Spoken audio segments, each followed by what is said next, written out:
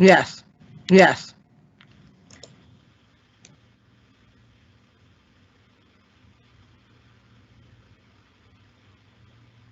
Hey, good afternoon, everyone. We'll get started shortly.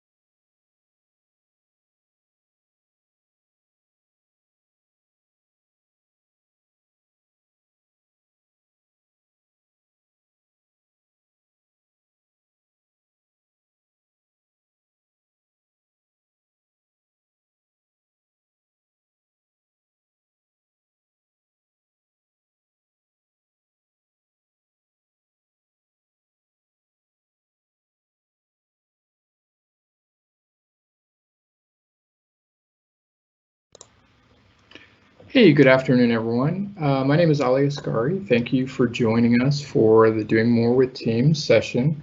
I hope you guys have enjoyed the introductory session that we do. This kind of builds on it. We're going to get through some concepts kind of quickly. So if you haven't attended that session, please do. We'll reinforce some of those concepts, but in addition, go deeper with a lot of others. So before we begin, I wanted to introduce the team. So can we all introduce ourselves, starting with Roxy?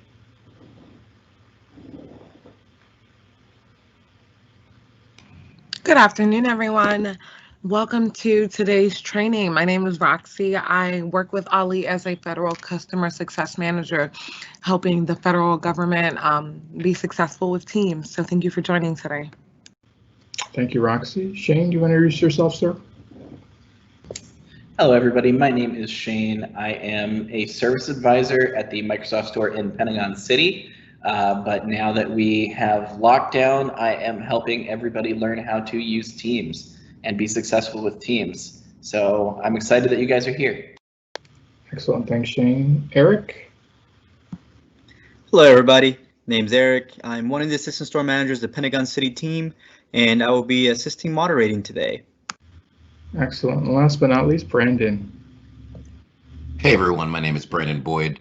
I'm a services advisor at the Pentagon City store for the Microsoft Corporation, and I will be one of your moderators today as well. Happy to be here. Awesome. Thank you, gentlemen.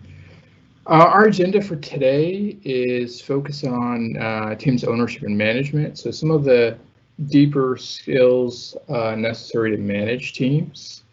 We'll talk about file storage and management, power tips and tricks, managing Teams, channel priority, and then controlling our view with notifications. If you have any additional topics that you want to see in particular, we'll have some fluidity in this session. Please submit something under the Q&A, and we'll try and prioritize it. We'll go through section by section and talk about different concepts. And we'll take a pause, and if there's anything that needs further demonstration, please let us know. So I'm going to stop sharing the slide deck, and for this training, I'm using a demo tenant. So really what that means is I'm using a different version of Microsoft Teams, one that's not my one that I use with work. And here it is. Can you guys all, hopefully you guys can all see that. Hopefully my fellow presenters can see that. So this is similar to your version of Teams, but just the difference is that it's a web view. So if you guys may be using a client, it's a little bit different here. So first and foremost, talk about Teams ownership. So let's go in a team, and within a specific team, let's go to the management of the team. So we do that by clicking on the 3 dots, and we go to Manage Team.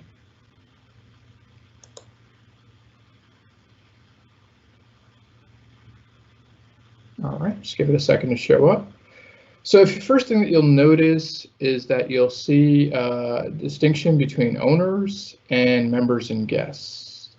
So the reason that is there are some additional privileges that owners have. And generally you don't want to make everyone an owner, because an owner has some privileges such as like deleting the channel, deleting the team. It's good to have 2 people at minimum to be owners, mainly because let's say if someone left the organization, or let's say that they're out on vacation or they're not accessible, then you have a backup who can do some of the administrative functions. And then generally you have all of your team members that are part of that team specifically, and this is a place that you would add other members. You would add members by clicking on that button right here. And then you'd want to change members too. So if you wanted to change a member to a specific other role, you can do that, and you can manage those members that way. If you're searching for, if you have a big list, you can search for a member that will narrow down the list for you. All right. Managing of channels specifically. So I'm going to pull this up. And the channels will come up here. It just takes a second for it to load. So here are the channels that are part of this finance team. Now, first thing you'll notice, it'll list the channels, and then I'll say show for me. So if you don't want some of the channels, let's say that there's a team and there's like 30 channels part of this team, but really 5 that I need to focus in on. As a user, you can hide which teams that you can see. Right. In this case, a description would go here, but in all of these channels, because this is a demo tenant, we really didn't put a description, but that's one of the reasons why it's helpful in putting a description. And then this kind of shows last activity, you know, in terms of when people entered data or entered content for that specific channel. So that's something we can do there. If we're looking to add a channel, we can do that here. If there's specific things that we want to manage as part of that channel, we can do that here as well. So I'm managing the channel, and I'm looking at specific permissions in the channel. In this case, I'm not an owner of this channel, so I can't modify the permissions, but if I went to a channel that I was an owner of, and I can do that as well, it allow me to specifically call out who can do what. Like anyone can post messages, anyone can post showing alerts, and only owners can post messages. Those are different options there. Just want to make sure that's clear. And then going back.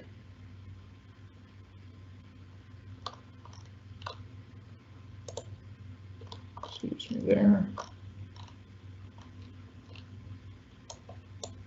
Sorry, my computer is being a little bit unaccommodating today.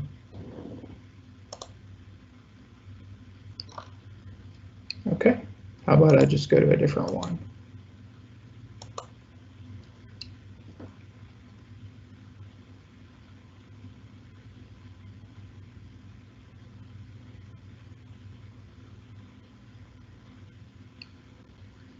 All right, it's loading up.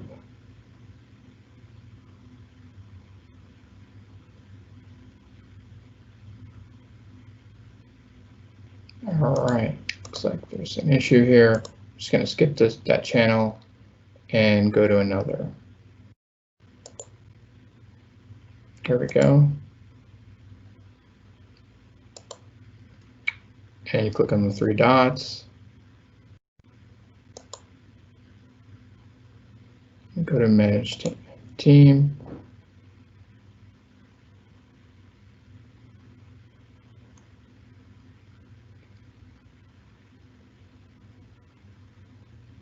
And you go back to this view.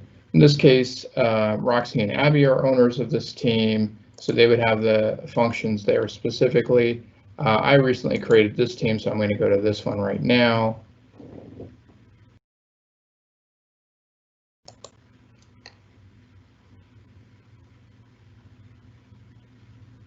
And if you notice that just a few other functions will show up too, so like settings, that wasn't there on the previous team. And mainly because settings is something that an owner only has a responsibility of. Here you can choose a team picture, right, where you add the picture, you can change it. And basically what you'd want to do is download the picture. In this case, we have this as a default picture. Change the picture, and it'll ask for the file location, upload picture. We'd select that and be able to change it. Now in terms of managing permissions, this shows you all the different things that allow you as an owner to turn on and off. These are basic flags. So allow members to create and update channels. So this is the checkbox that you usually set defaulted to.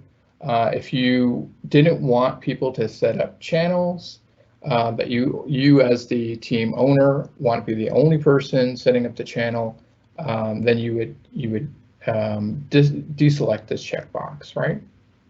Allow members to create private channels.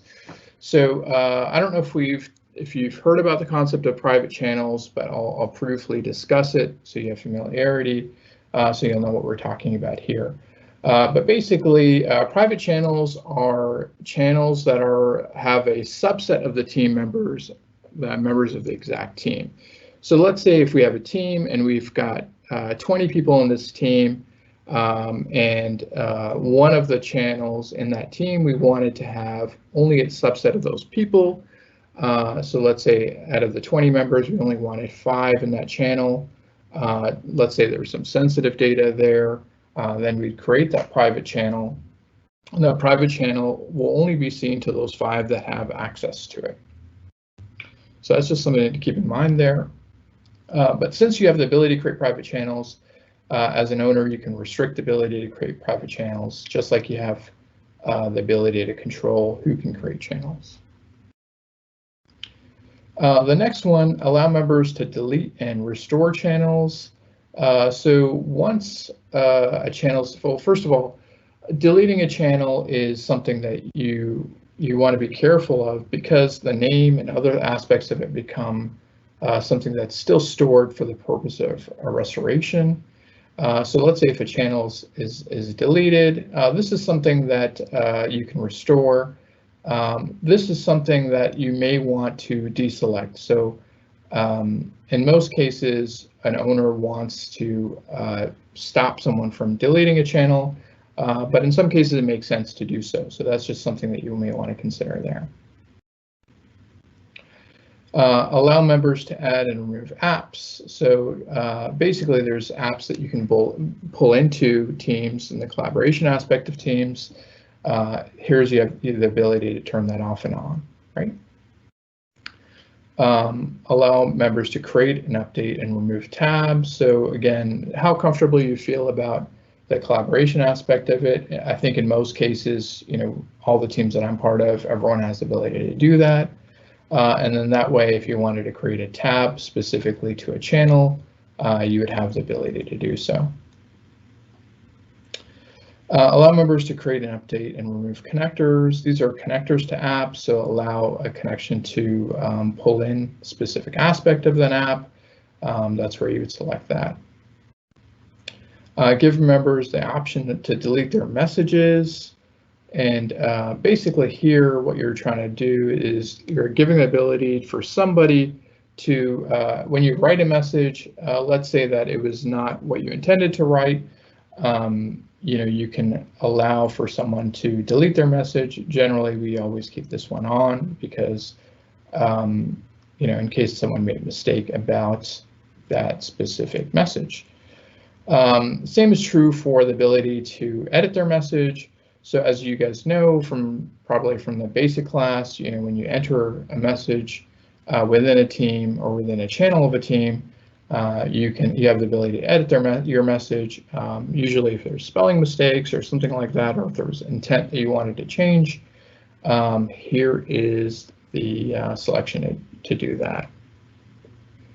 All right, so we went a lot over permissions. Just wanted to take a break and see if there's any questions specifically about member permissions. I have a couple questions here. One of them is regarding permissions. When a private channel is created within a team, will the team admin be able to have access to that private channel? So the private channel is only available to the people who are part of that channel. So not necessarily the admin or the owner, if they're not part of that channel. Okay, and another question was not relating to permissions, but at some point we do have an audience member who would like you to go over how to make outside phone calls using Teams. Got it. Excellent. Okay. I'll definitely do that. I'll get to that. It's a great question. All right. If no other questions, let me just go back to permissions and talk about guest permissions specifically. So just to explain the concept of our guest permission, and this is really something that admin should think about when they're putting up the team. Also, you have to take in consideration your organization's policies. So for me, we're doing this in a GCC or government community cloud tenant, and most of my customers are either in GCC tenants or other government tenants, and some of them have allowed guest permissions on, and some of them have not. Really, what guest permission allows for is the ability for you to bring someone who's not part of your organization, who's not part of your tenant, into your collaboration aspect of the team. So for one of my customers, they add me to their team, and I've got a profile that's associated with their tenant. It's very different from my work one, and the permissions that I have in my work one are pertaining to my work address or my work tenant and my work environment, and the ones that are associated with the tenant that I'm a guest of is a subset of that, right? Specifically, those permissions are set in the admin console, and the ability to add guests is in the admin console. If your tenant has shut off the ability for guests to enter, these options will kind of be grayed out. But assuming that you do open it up, because there are some really good use cases for it. So let's just say that, I'll give you my use case actually. For some of my customers, they invite me to their tenant, and now we're collaborating in a channel or in a team together. If there's files that they're interested in, I stopped emailing them and I post it within the channel, or I can send them chat messages and I share kind of discussions that way, and we share files that way. And if they have an internal team where they've got their discussion that they're working on, and they wanted me to offer feedback, they can mention me. It shows up as a guest account, so it'll say my name and then I'll say guest, and that will allow them to collaborate with you in a very fluid way. So in terms of administration of guest permissions, so whether the ability exists is in the admin console, but assuming the ability does exist and you are the team owner, you'll have the ability to enable channel creation for guests specifically, allow guests to create and update channels, and allow guests to delete channels. So if you notice that these ones have been defaulted checked off, that's something good to note, because you just have to be very careful. Depending on your flexibility with the guest, you can work this way. But I generally don't like to let my my members or my guests to delete channels, so I would preface that as well. Okay. App mentions. Any questions regarding guest permission? I know that's kind of complicated.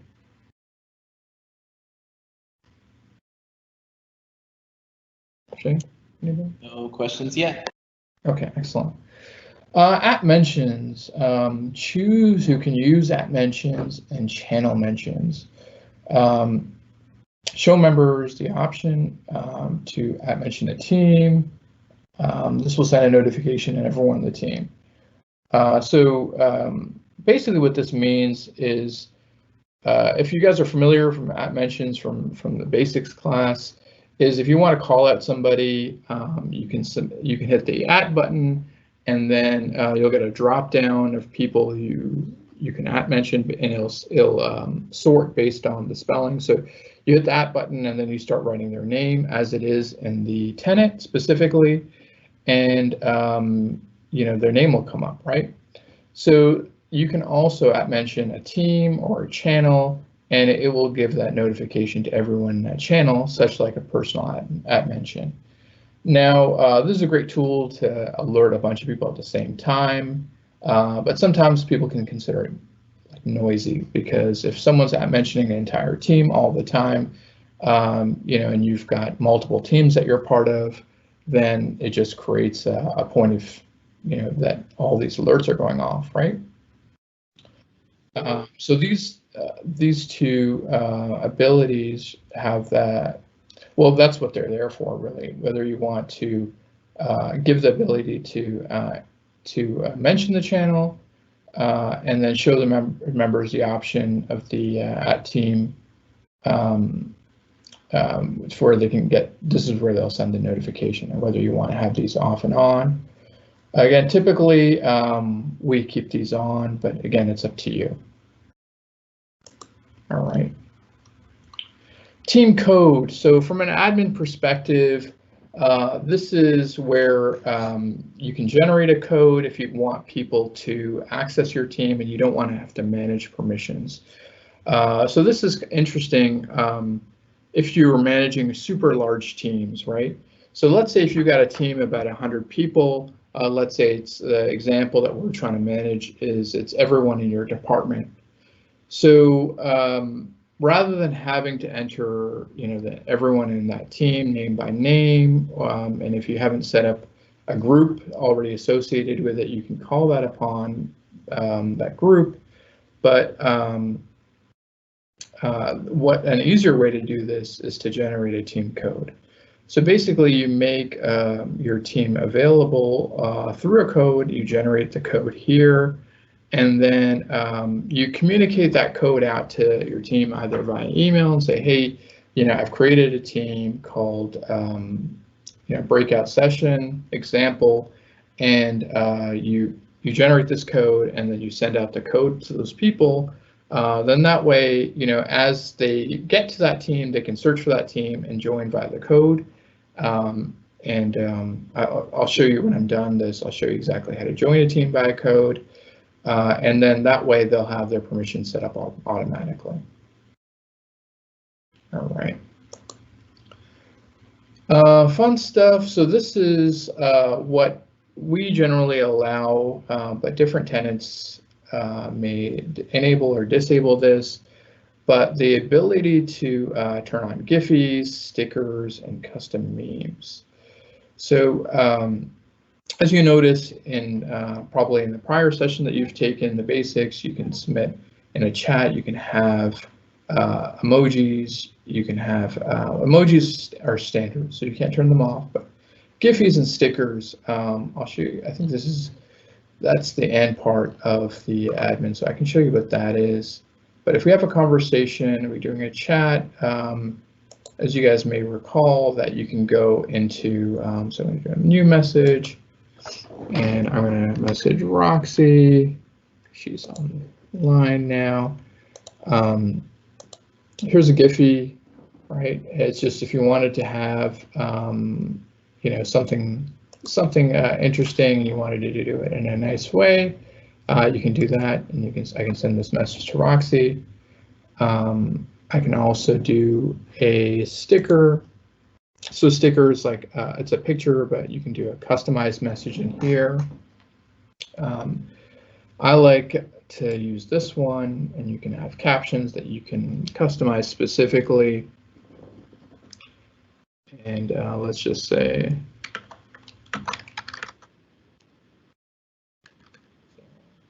right,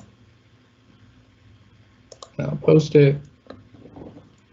And that allows people to communicate in a little bit more easier way, or natural way, right? Emojis are always going to be there, so you can always select those. Okay.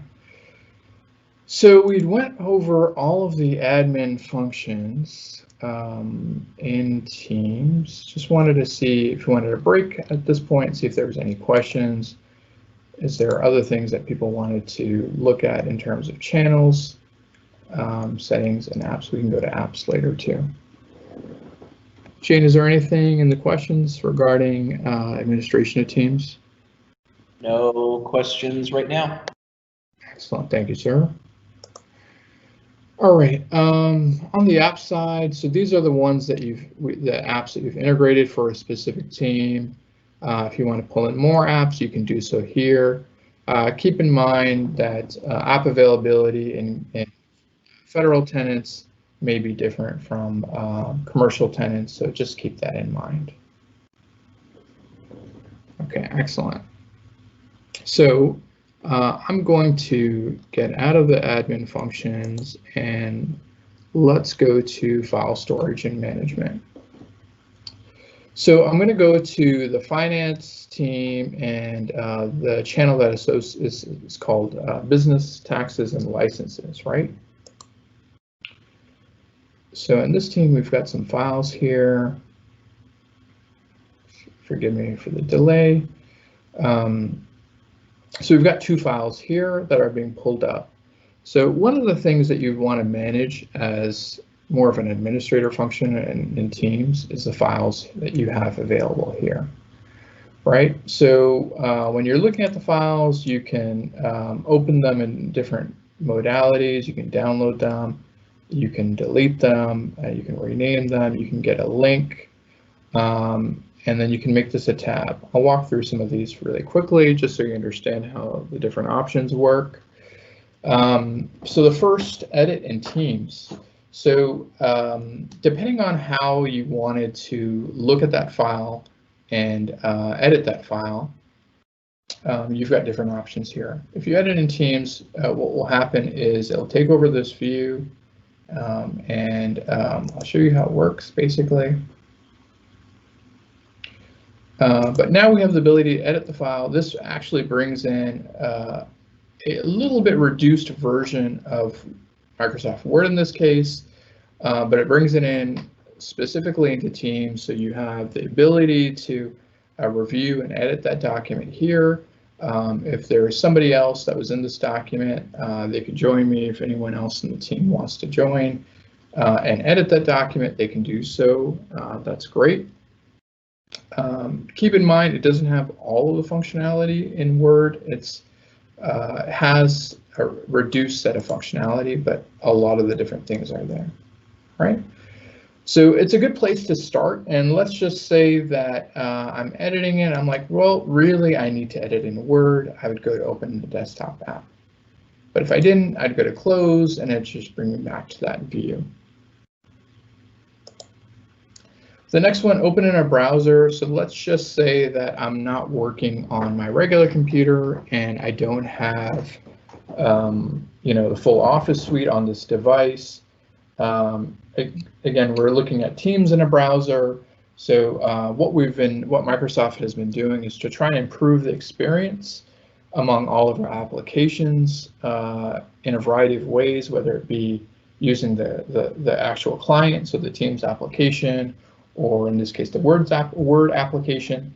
What we're trying to do is trying to create as much of a similar experience if you're looking at a file within the native application, within a browser, or within mobile. So I could also look at this document in mobile. I can download the Word app, and that'll allow me to do so. But in this case, the option's open in a browser. So let's say you don't have actually the desktop client there. You can look at it in a browser. I'm going to open that too. If you notice that I'm in Edge, Chromium version of Edge. If you guys are using a browser, definitely recommend using Edge. And if you can, the Chromium version of Edge. You know, the experience is the best with Office 365 if you use that. So here you are, you notice that you can go ahead and still edit the files. You can do similar things that we had in the previous view when we looked at it in Teams, but in this case, it allows us to keep the actual Teams client focused in on what we were previously on, and then it opened up a different tab with this file. So that way you can toggle back and forth. And that's probably the biggest benefit in doing so.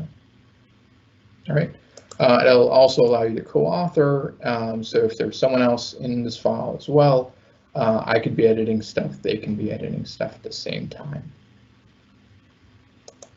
All right.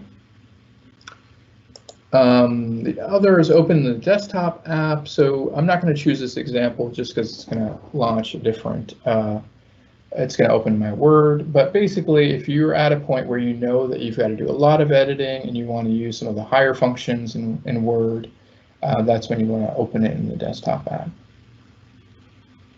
I'm going to skip open in SharePoint for now, just because I'll show that later. But if you wanted to move the file, so let's just say that I wanted to create a folder or I wanted to move it to another channel. That's how I could do that. So if I select that, it would show me different places that I can move it, and I would move. All right. Okay. Download the file. So let's just say that I wanted to take a snapshot of the file and reference it later. Just keep in mind that you've got a live file that you're managing in the cloud. So these files are saved within SharePoint Online. So just for point of understanding, all the files that we have in Teams are natively stored in SharePoint Online. With the exception of chat messages are shared in OneDrive and saved in OneDrive. So one thing to note is that you'd want to maintain that version of the file. One of the advantages of using Teams is the fact that everyone's updating the same file at the same time. And if you want to look at kind of the prior versions, you can do that. When you download a version of it, you're maintaining a copy of that file at that point in time. So let's say if I downloaded it, it would go to my download folders in Explorer or Windows Explorer, and that would be a snapshot. So if someone made an update after the fact, then I would lose any update that was made, because that would be just a point in time of what that file was at that time. So just be careful when you're doing that. Just note that the caveat is that you know, you may have multiple streams of that file going, and you may lose that singular version of that file, which is one thing that we want to maintain. So a really good example of where you want to download a file is, let's say that you're going to a place where you're using a device that's not your usual device, and you don't have your OneDrive connections going. You download a device and download it on your device, and then let's say if you lost connectivity, then you have that available for you. Now, if you implement the sync client for OneDrive, then you know it's not a concern for you because it's done automatically in the background.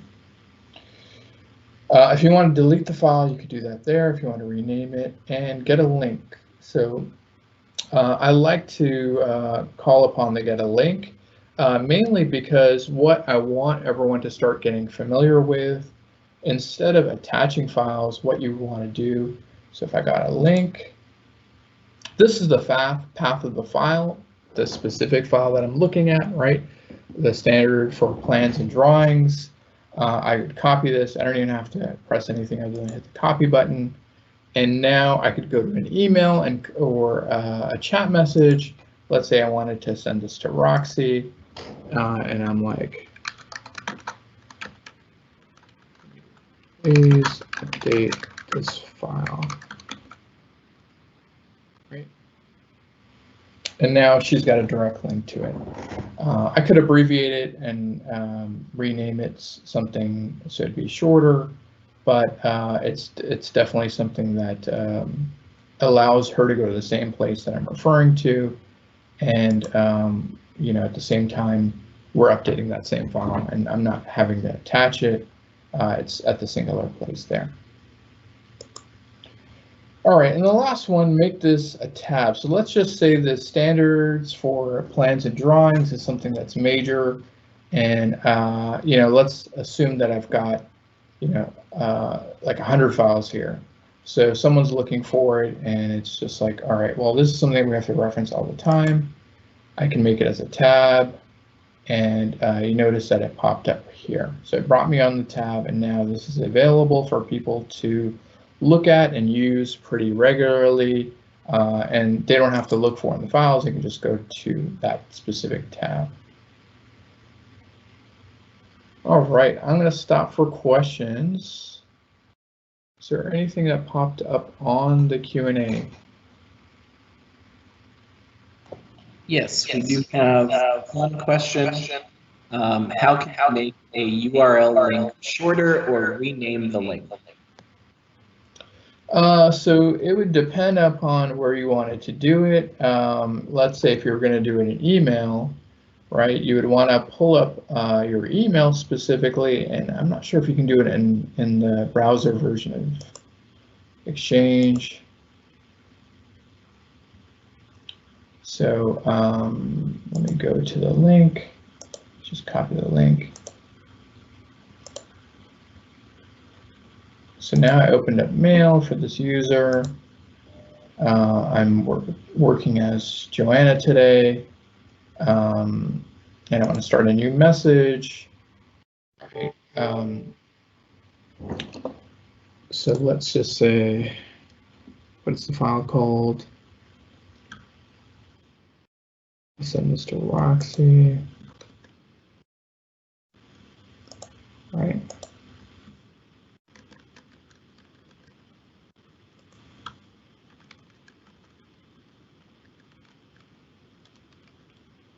Right. So let's say if I wanted to use this word and I wanted to link something to it, created a hyperlink, copy the address in here, go OK. Right, and then this becomes a hyperlink to that file. If you look at my mouse over it, you know, it gives you that link, the long link, and that lets me send it out. And there you go. All right. Any other questions there?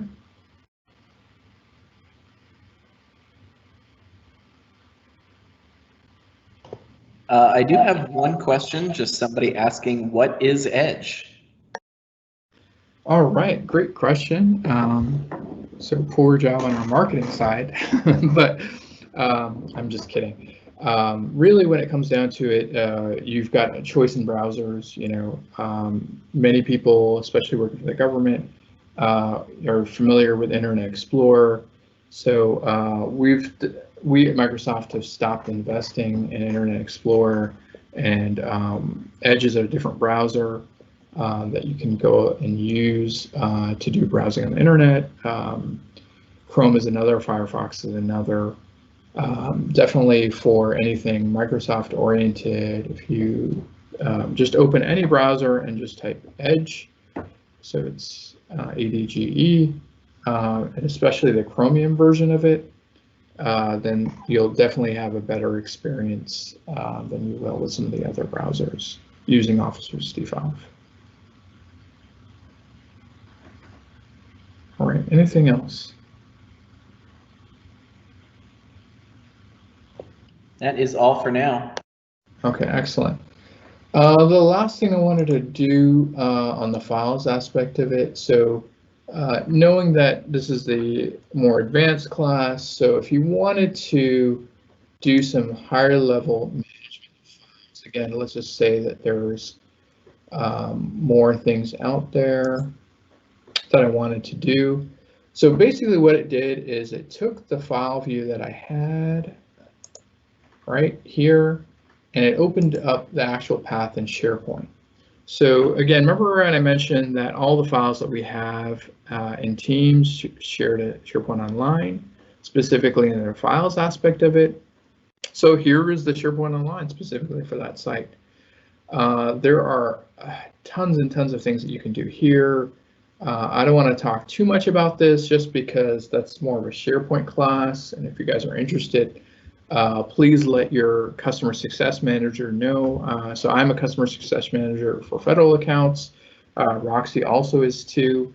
If you are interested in classes in SharePoint specifically, you know, talk to your customer success manager and they can get some classes scheduled on SharePoint.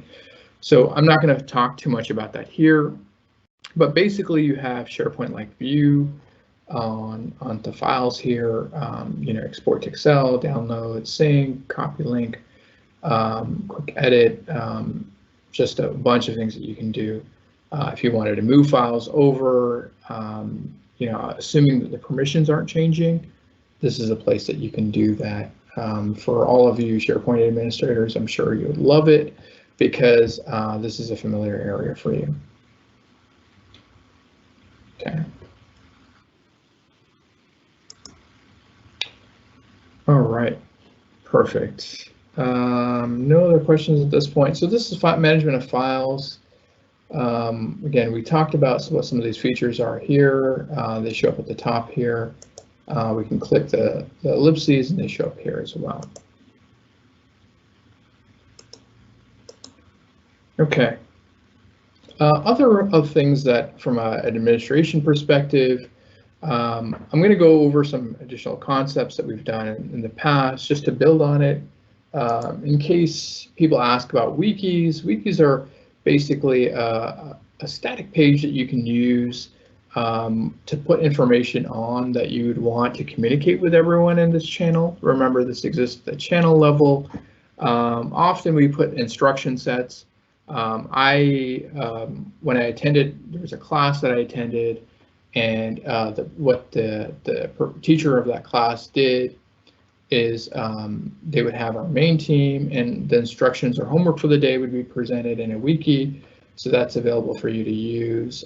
It's basically built like OneNote. So anything you can kind of do in OneNote, it works the same way, but it remains static to this channel. All right, now adding tabs. So this is something that, you know, we want to get more and more familiar with if you're not using it. I realize that not everyone has the same version of Teams and everyone may be in different clouds, so not everything here may be available. I am using a GCC tenant, so most people in GCC will have the ability to pull these in. Now, some of them may be turned off by your administrator, but I'm just showing you what's there.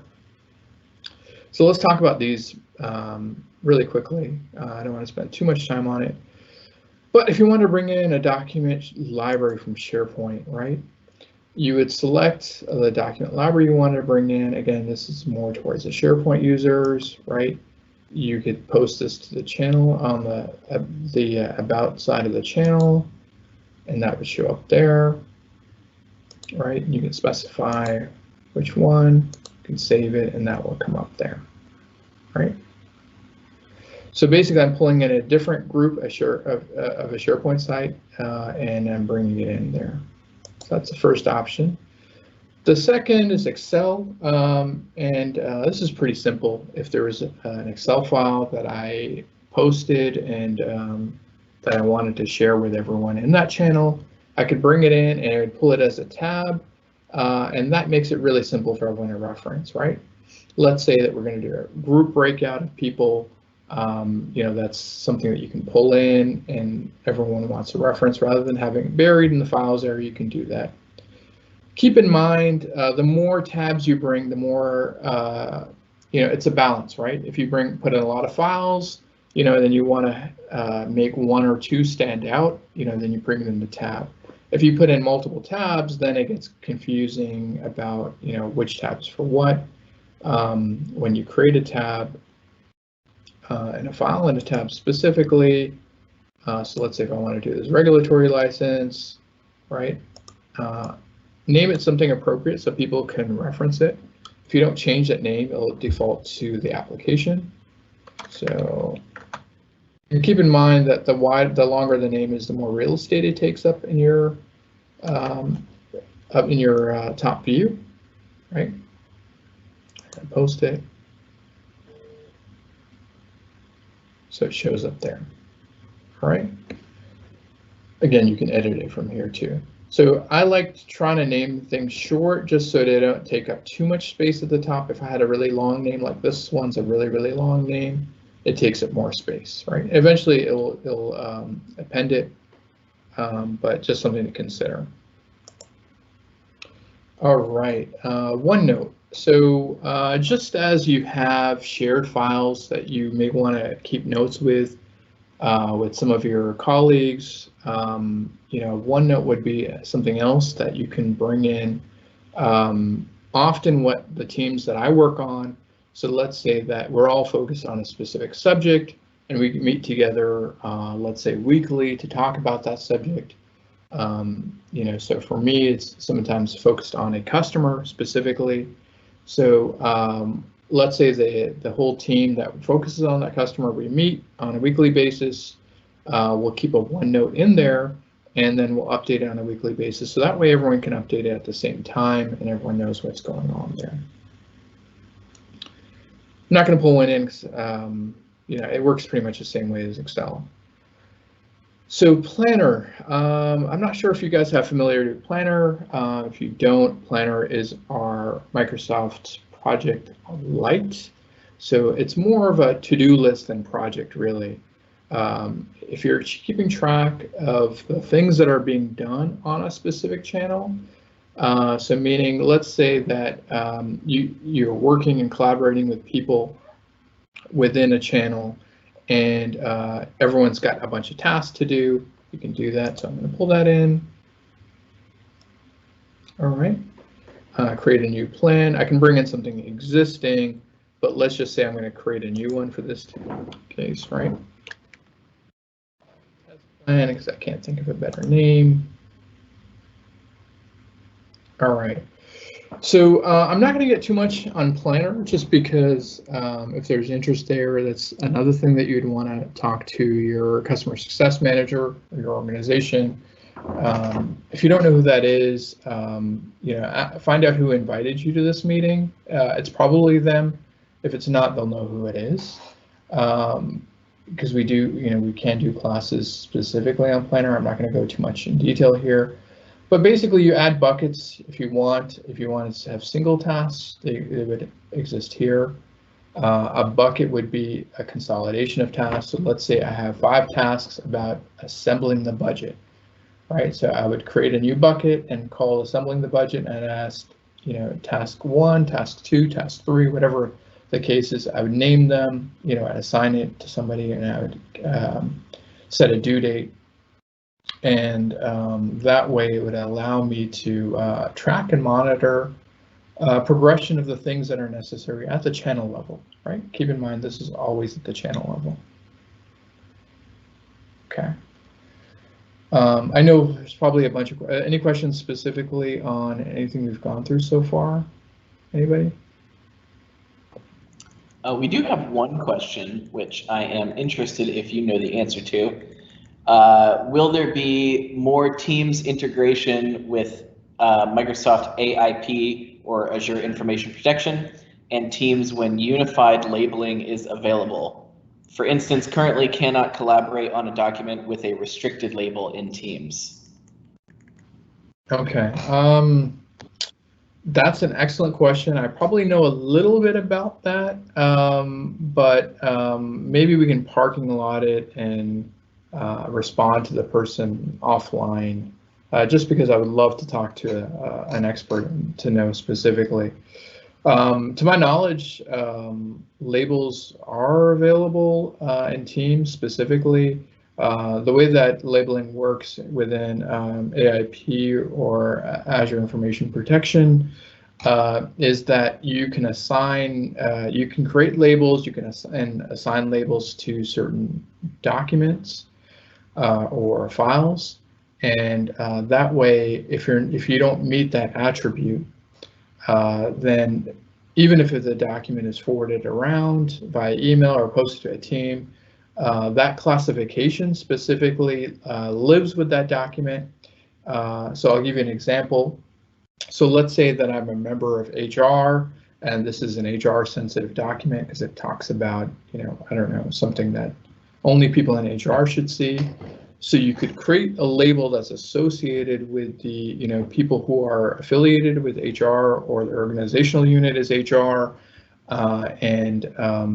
Basically, if you forward it to somebody or if you post it to a team, someone who doesn't have that HR in their organizational unit wouldn't be able to open it. Again, that's more of a specific on AIP, and this class is not meant to talk about it. To answer the question, yes, you can integrate labels specifically into Teams and the management of Teams, because really what you're doing is you're associating it with a file, and Teams is just visualizing those files. How did I do, Shane? Sounds good to me. Another question we have is, how can you create a planner task from an email? How do Planner and Outlook work together? And is there an integration with tasks in Outlook? Okay. So yes, there was a bunch of questions there. What was the first? Let's break it down. Let's do the first one, if you don't mind. How can you create a planner task from an email? Okay, so Planner is a separate app. Again, I don't want to get too much into it here, but so one thing I want you guys to get familiar with, if you haven't already, go to https://www.office.com, right? You'll be prompted with your credentials. This is your homepage for all of your Office 365 apps. I went into Teams specifically. If you notice recent files that I've been working on, they automatically show up. But let's say I go to all apps, and if I go to Planner, that's where I opened up the Planner app natively, right? So keep in mind, it's its own standalone app. The beauty about Teams is you can bring things that stand alone and you can integrate them specifically into a team, in which what we did here, right? So here's where you'd want to create all of your plans and all of your tasks associated with your plans. So if you wanted to, I don't think there's a way directly from email to create it as a plan, unless Roxy or anyone else know how to do that. I don't believe there is a way to do that.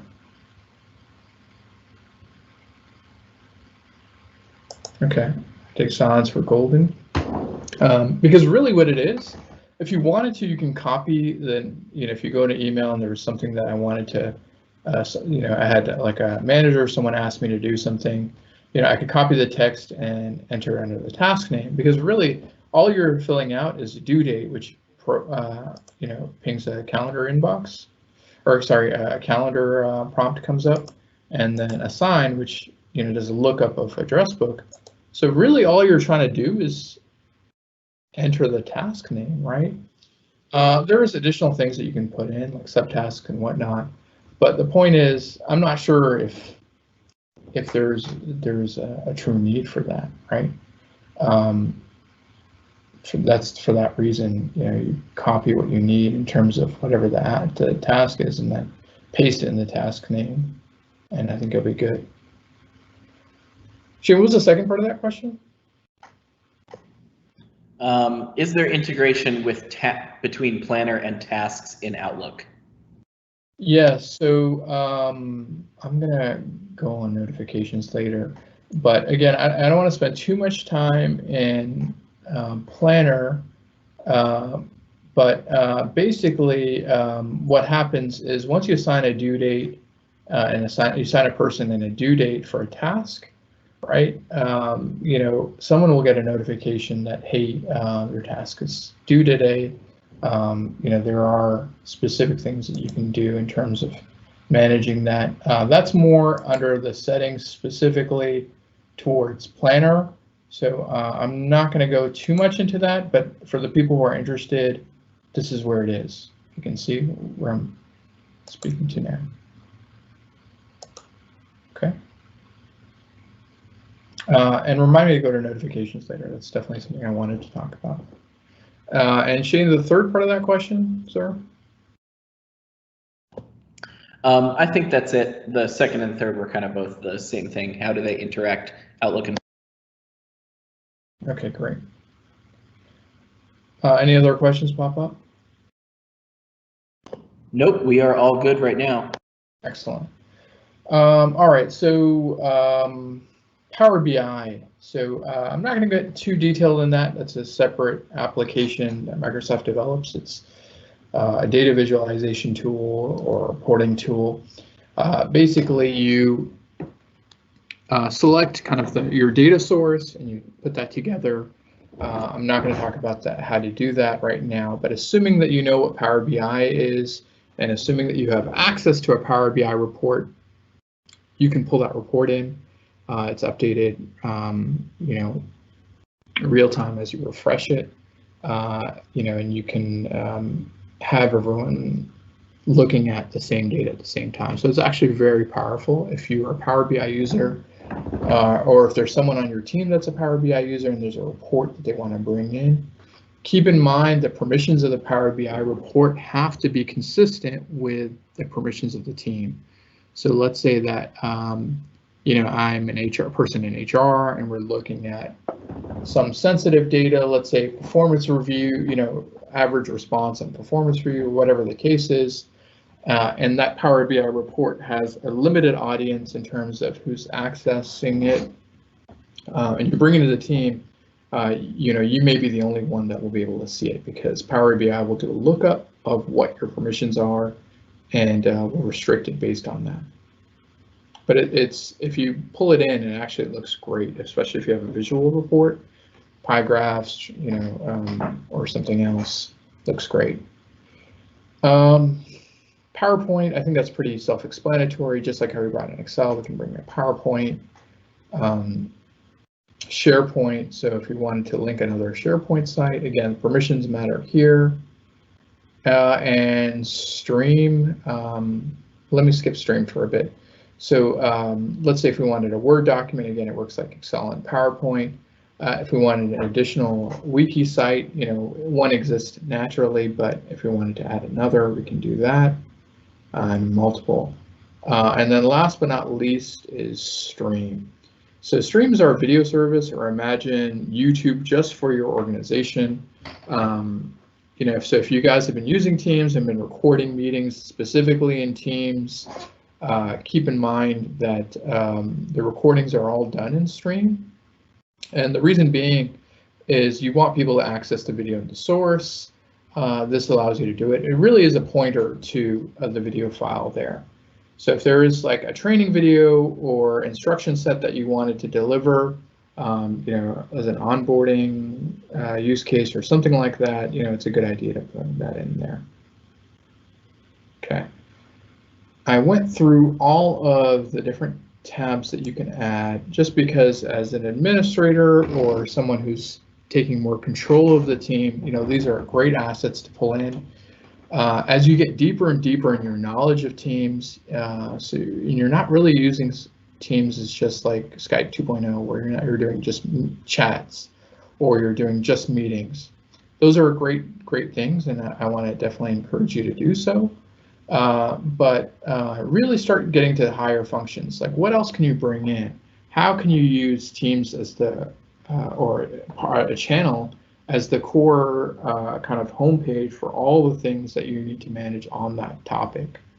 So as you bring in those resources, it'll make your channels richer, and it'll make it easier for everyone to centrally find all the different things that you're working on or all the different attributes of the topic that you're trying to build. Okay. Any questions so far?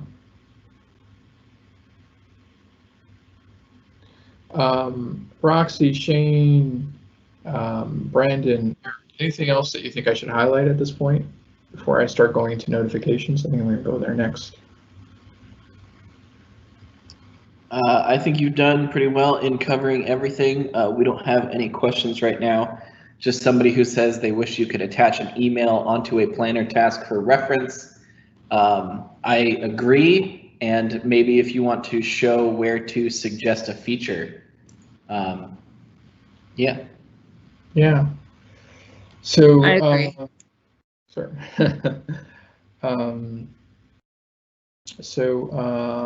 Where is it? Isn't it in here where you can suggest a feature? Help.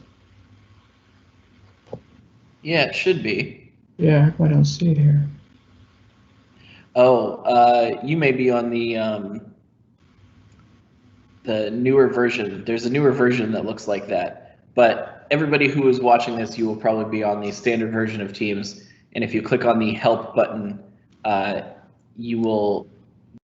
the ability to suggest a feature is in there. Yeah, sorry, apologize. I'm used to seeing it here, and I don't know why it's not here. But yeah, if you go to help, if there's something that you would like, and for that person who wanted to be able to attach an email to a task, yeah, suggest that. One of the things why it may not be there is because we're really, just in terms of communications within Office 365, right? Email is really a primarily outer loop communication channel or vehicle. So as you get more and more comfortable in communicating through chat or communicating through collaboration place like in a Teams post, all the communications that you're doing should kind of originate there, right? Eventually, what we're hoping is that you're going to use email only for things that are external to your organization, right, or external to your team, where your inner loop conversations are happening through posts within Teams or chats, or meeting notes, whatever the case is. So definitely something to consider. But yeah, thanks for that, Shane. All right, I'm going to go to notifications, or I'm going to go to actually settings in Teams. One notifications is one of them. So we talked about different aspects of Teams and notifications in general. We'll go here, but let's go for themes. So default is kind of like the white view towards like a white background with a blue, purplish blue kind of menu bar at the top. So that's the default. So what we were looking at previously was the default. Another way to change your themes is by selecting a dark view. If you notice, when I went to the dark view, it basically all the stuff that was white went black, and all the stuff that was black went white. If you're looking at Teams at night, sometimes it less pressure on the eyes. It's all personal preference. High contrast, if that's something that you prefer too, there's benefits of that. Play around with it, go with whatever's comfortable. But know that you have the ability to control that. Okay, language. So depending on what languages you have available to you, there is a bunch of languages that we promote that we've made available. They show up there. And then keyboard language overrides keyboard shortcuts. Also, there's a subset of languages there too. Just in case that mattered, you guys had a need to change, that's how you do it. Privacy. So remember, right now I'm presenting content. So so my notifications are limited right now, and basically, if you wanted to manage priority access, this is a list of people that can still send you messages and communicate to you when you're set to do not disturb, as I'm doing right now. So you would have to look up their address book. Let's say if I want to have Roxy, right? Let's say she was my manager, and she would show up as someone who can disturb me even while I'm do not disturb. All right. What else? So blocked contacts. So this is, your organization may have turned this off, but let's say if there's somebody that that you want to block, here's how you do that. Here's a standard block calls with no caller ID. So this is if you have a calling plan too. Keep in mind, not everyone has a calling plan. A calling plan is a separate SKU that you can purchase. Some organizations have them, others don't. I'll go to that a little bit later too, just so everyone has a good idea of what that is. I'm going to go to calls next. So again, if you do have a calling plan, there's some basic settings that you can set in terms of what happens when someone calls you. So this, just to elaborate, this is if you have a Teams phone number. So Teams can be used as a soft phone, so you can actually make calls over the internet using your Teams phone, and you can receive calls. You know, you get a number assigned to you, and that allows you to receive calls specifically. So imagine if someone calls you via your Teams number, calls ring me, or call forward my calls, right? So this is if you want your phone to ring, you know, you can. If you want it forward, you can. If unanswered, you can go to voicemail or do nothing. Those are your real options there. I would definitely recommend voicemail. So this is the default time in which you want it to go before redirecting. 10 seconds, 20 seconds, 30 seconds, 40 seconds. I mean, I think 60 is the maximum boundary to that, but something that you can control if you want to. Configure voicemail, so you have the option here to specify how your voicemail works. There's a bunch of settings here. I'm not going to go over all of them just because it's going to take a long amount of time, but they're pretty self-explanatory, right? How do you like to handle calls when they go to voice message, you know, so on and so forth. Play around. If you do have a calling plan, play around with that and get it so it's comfortable to you and consistent with how you want to be reached. Ringtones, so you can play around with different ringtones here, turn them on, and you know, go with the one that you like. Accessibility, so if you need accessibility features, you know, here's how you turn it on. You select that checkbox and it turns it on. Okay, notifications. So this is probably my favorite part. As we try and manage, you know, all the different sources of information that we're getting, Teams has a variety of them to have it customized to your liking. So it's not any different from anything else that we do. So here we go in different sections. So this is at mentions. Someone at mentioned you. Do you want to have it to be showing your feed only, right? And the feed is our activity section. Whether you want to have a banner, and a banner is what shows up the bottom right. It comes up in blue, or that purpley blue color. That's called a banner, and banner and email, right? So this is, you'll get a banner message or notification come up. It'll go in your overall notifications, and then you'll also get an email. So these are the options for basically all of the different things. Some of them will have something specific to that, but banner and email, I think, will show up for most options here.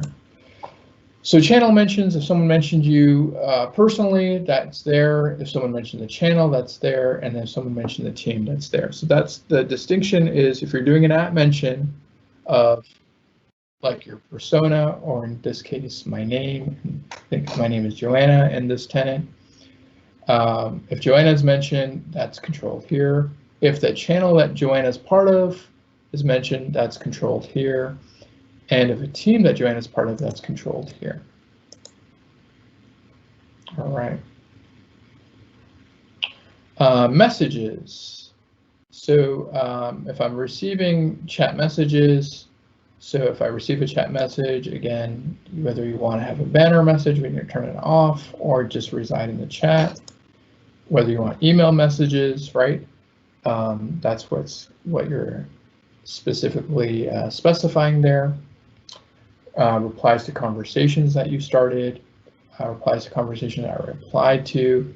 So this is the back and forth that occurs between two people chatting and messages and the different notifications you want to that.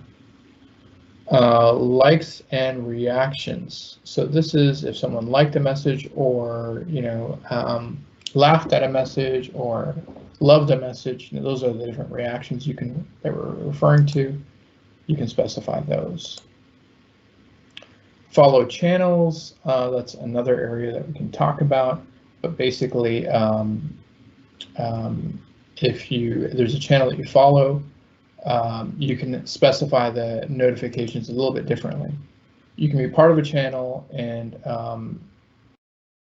have one certain type of message response there, but if you follow a channel, you can have a different type of message there.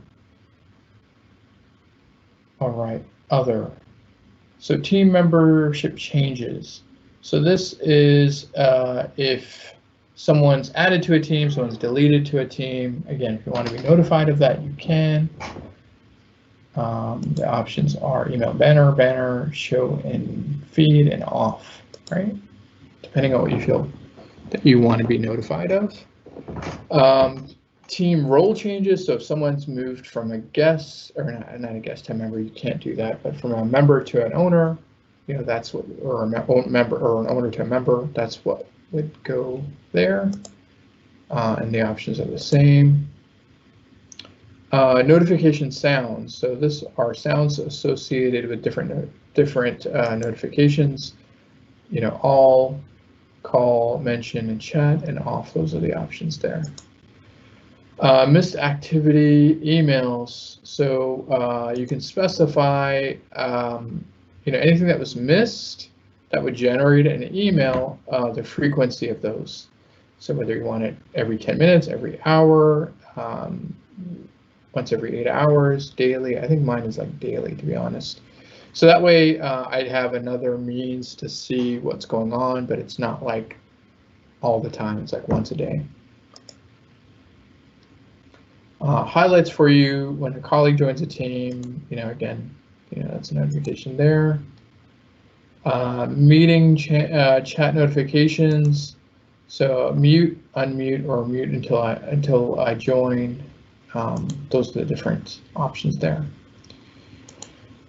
Status notifications. So if you wanted to follow a person's status and get notified when they appear available or offline, you can select the people there, and then you can control that. So let's say I wanted to control or find out when Roxy, right? I can turn it off. Right now it's turned on. And then see, do you notice that Roxy is offline now? That showed up immediately, right? So I can turn that off now. She's gone. All right, we went through a lot of different notifications. Any questions associated with that, with the user level settings?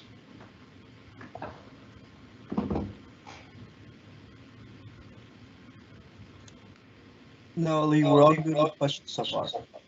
Excellent, excellent. I'm going to go over keyboard commands.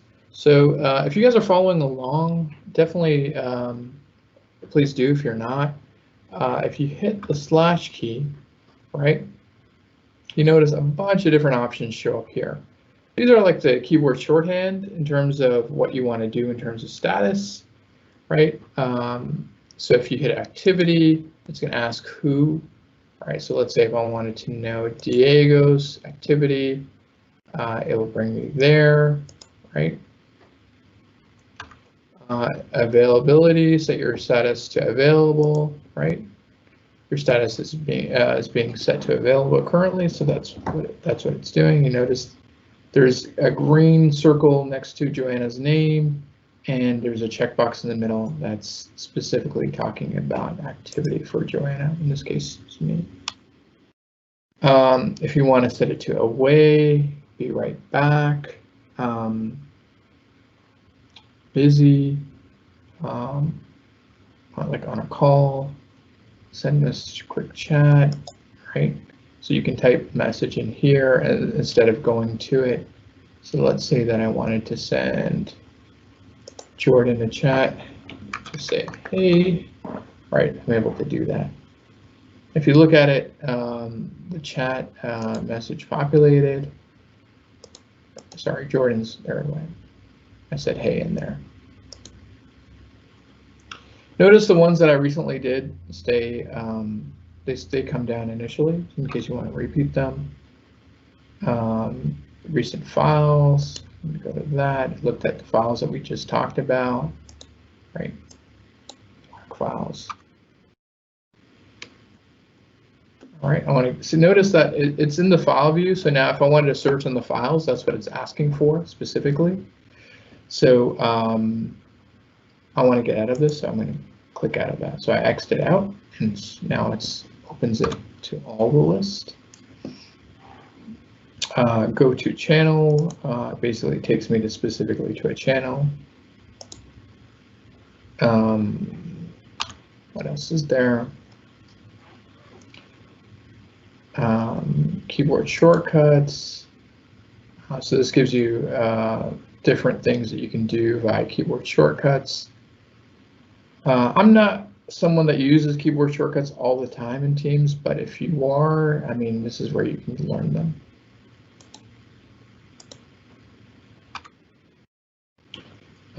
Mentions, see all of your mentions. So these are times that someone's mentioned me, pulls them all forward in my feed. See someone's org chart now. This is something if you specifically have this feature enabled,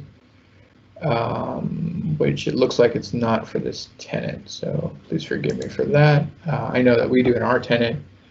Basically, it allows you to see kind of the person's manager, the person's manager's manager, all the way to the top of the organization. Saved, right? So these are conversations that I've saved. Looks like I don't have any. And then unread, so things that I haven't read yet, they all show up here. All right.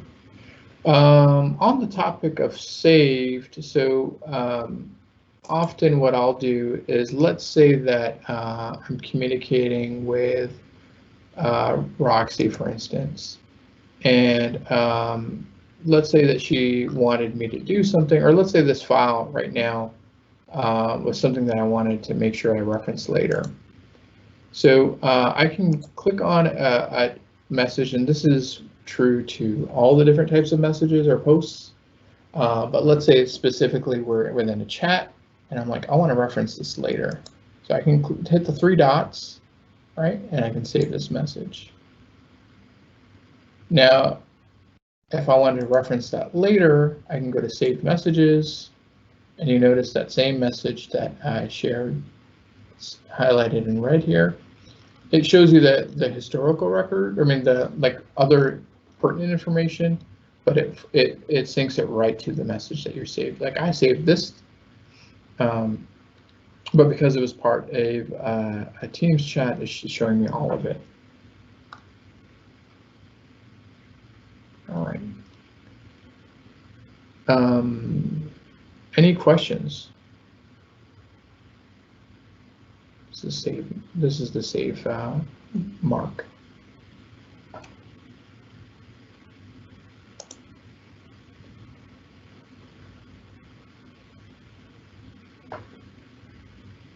No questions there?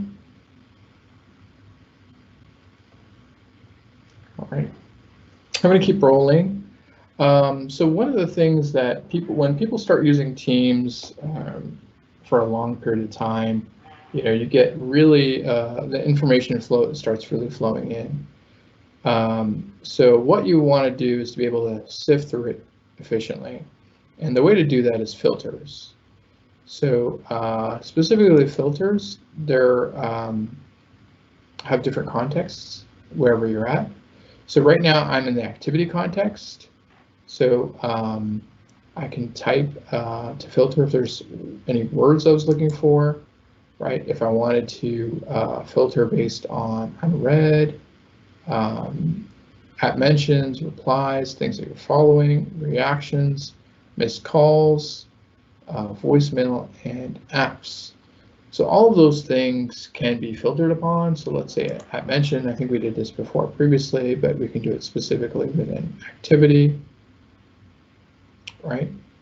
And those allows you to funnel what you are looking for.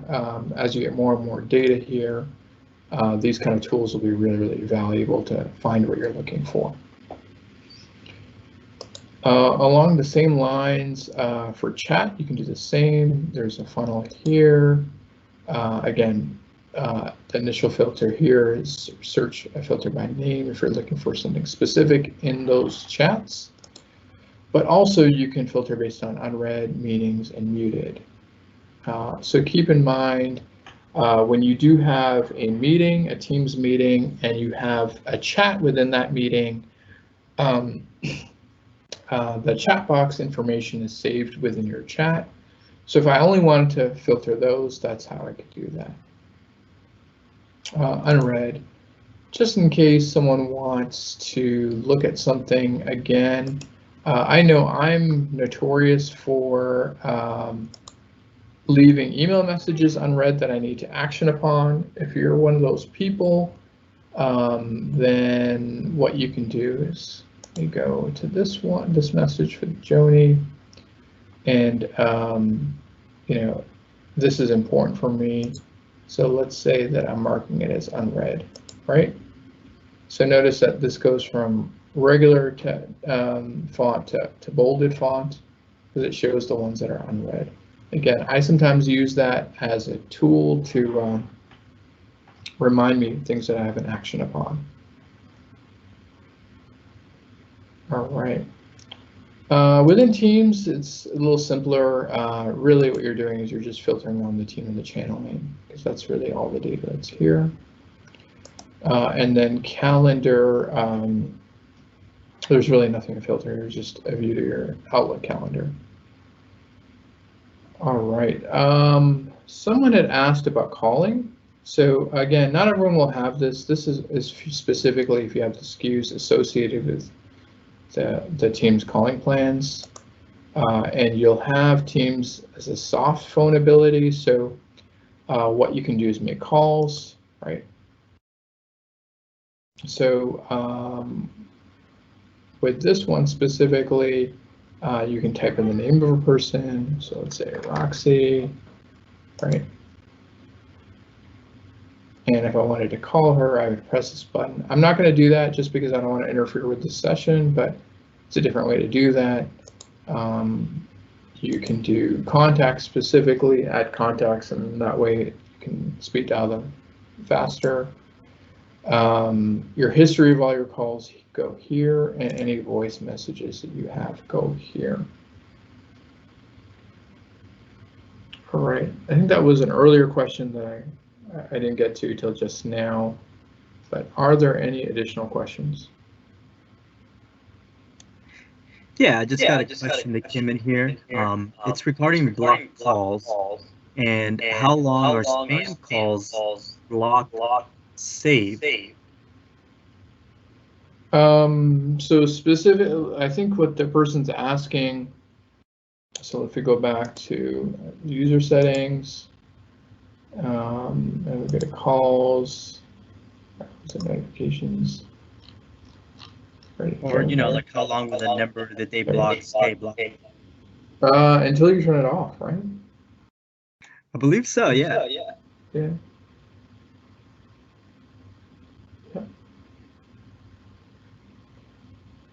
All right. Any other questions?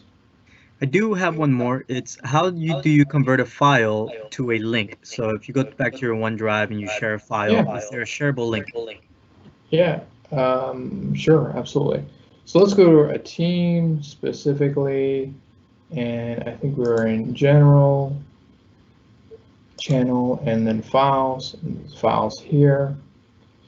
So let's say federal holidays. That's something that I care a lot about. So you go on the ellipses here, you go to get link, right? Copy the link, and you can share it any way you want, whether you can share that link in the post area, right? You can post it in the post area, post it, right? If I wanted to put rich text,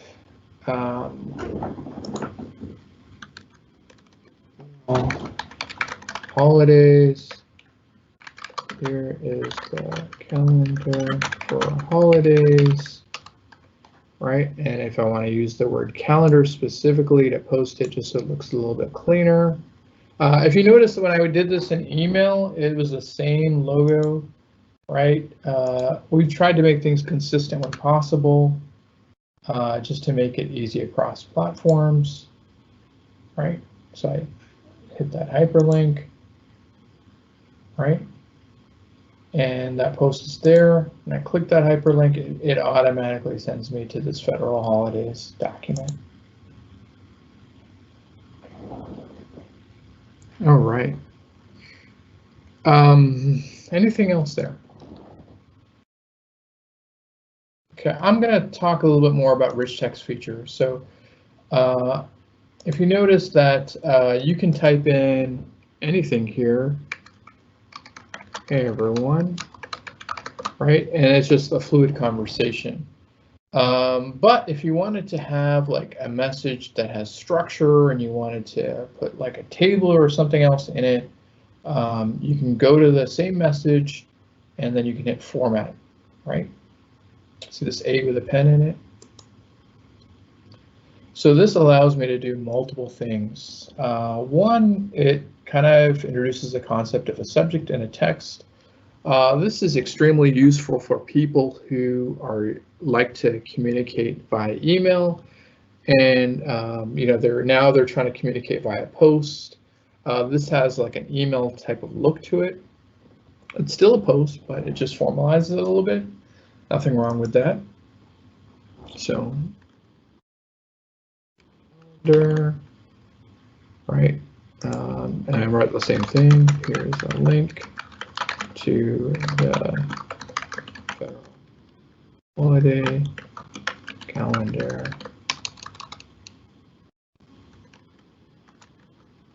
Please update the table below. So you can do a bunch of things. I just said table just because. Right, let's say I did 3x3.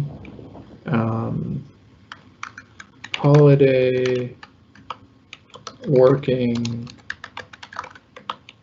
off, right?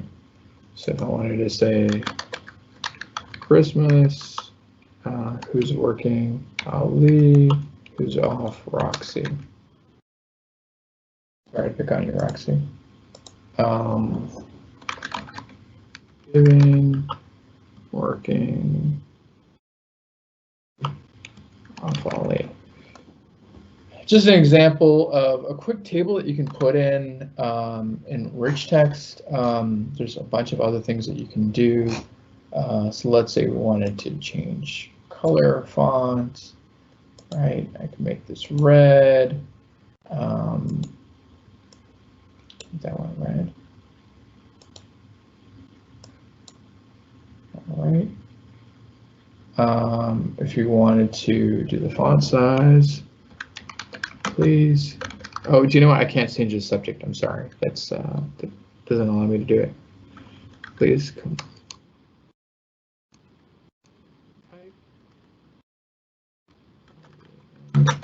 The day. So I would highlight this as something really important. So let me change the font size to large, right? And it stands it out a little bit.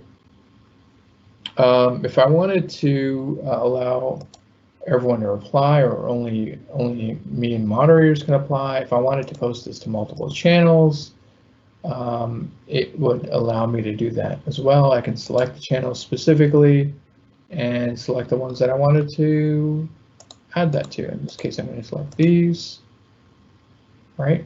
And it says it here, which ones I had. You know, if you wanted to do like different font and different organization of different like paragraph settings and things that you can do in Word, that allows you to do that. If you wanted to put bullets or numbers, you can do that, right? I'm not going to go through all these options, but basically there's a myriad of things that you can control. Important, you can mark something as important. That's also really a good thing to do. If it's something that you want to catch attention and you want someone to answer something in a timely fashion, right? Those are different things you can do, and they show up there. All right. Any questions about that? No questions about that, but in regards to going back to the phone number, question up here is there a set number that can be added?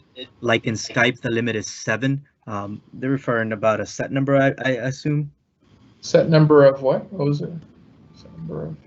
Yeah, the question is there a set number that can be added? Like in Skype, the limit is 7. That's basically all that I have here. Let me go back and see if I could. Yeah, I'm not sure exactly what that means. If you could just set number, not sure. Yeah, me either. Let me respond back. Okay, thank you. All right, we went through a bunch of things. So notice we posted this to a bunch of channels. If you look, see it's showing up in this channel, showing up in this channel, right? Because we posted on those channels. All right. In addition, so we talked about, we didn't talk about following channels. That's right. So let's say that I'm really interested in this breakout room main topic. So I can follow this channel, right? And again, if you noticed, when we were talking about notifications, we're basically setting up a hierarchy between a regular channel and a follow channel. So that way, if you wanted notifications to go differently for that, it allows you to do so. Follow a channel, mark message in red, we did that. Create rich text messages. We talked about adding different apps. Okay, a couple of things in meetings. I'm not going to go in this right now, but please work with me as we do. So whenever you're in a meeting, you have the ability to hit the 3 buttons. This is really difficult for me to demo just because you actually have to be in a meeting to do so. But when you hit the 3 buttons, it allows you to change your background. Initially, just within GCC tenants, the blur background option was there, but now you can change your background. There's a preset number of backgrounds that show up, and you'll have the ability to change them as well. So I think what's coming out specifically is if you add in a custom background and you upload it, and the instructions are there within the meeting. So if you're in the meeting, you're actually participating in the meeting, you hit the 3 dots and you go to background effects. A window will open up to your right, and it'll allow you to select a background that's already there, and then eventually, when it comes to some of the different government clouds, you'll be able to import a background, and then it'll show up for Teams specifically. Okay, recording messages at meetings and Teams. Again, this is a function that if you're in a meeting, you can hit the 3 dots and the record button will show up. Remember, the file is shared as stream. And we talked about the slash commands. Oh, we didn't talk about naming chats, so we can do that really quickly as well. So let's say that I want to start a new chat, and a new chat is by hitting this pencil button here. I'm going to add in, let's add Deborah Let's add Diego, and let's add Joy. And let's add Joni too. So let's say that we are focusing on a specific topic, and I want this thread to reflect that topic that we're talking in chat.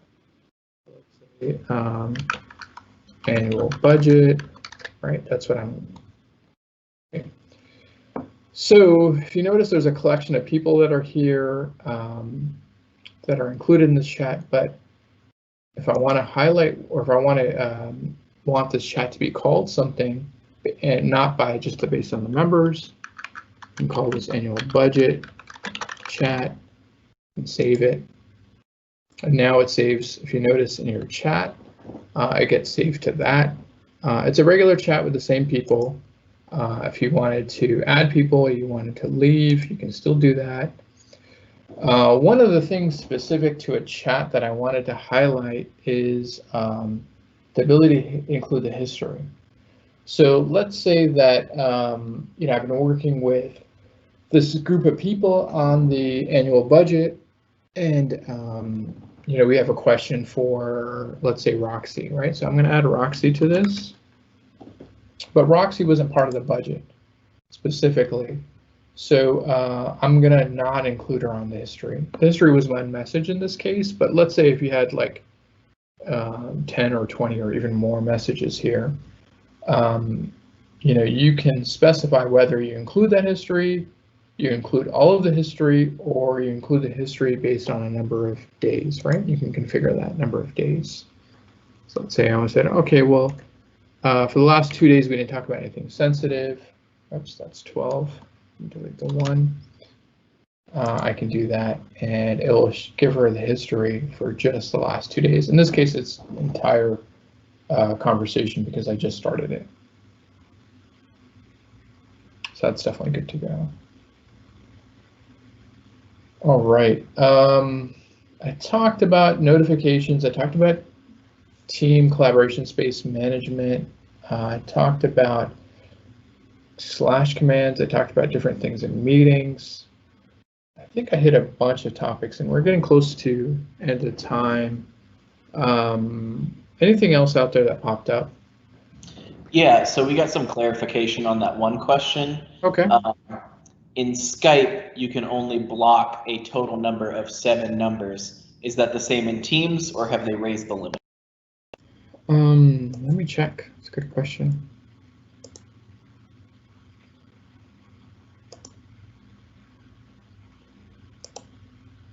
Sorry.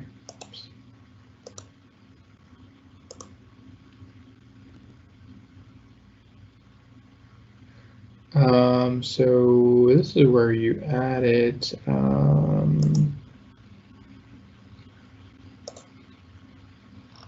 What was it again?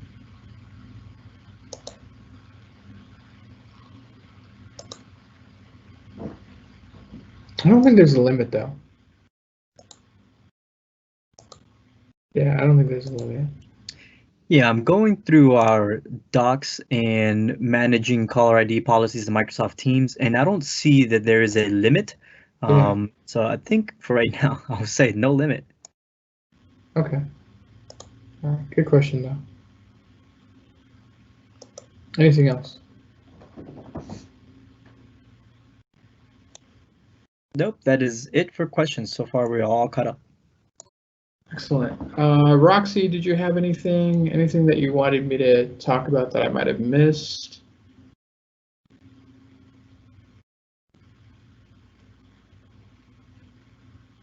Shane, Eric, Brandon.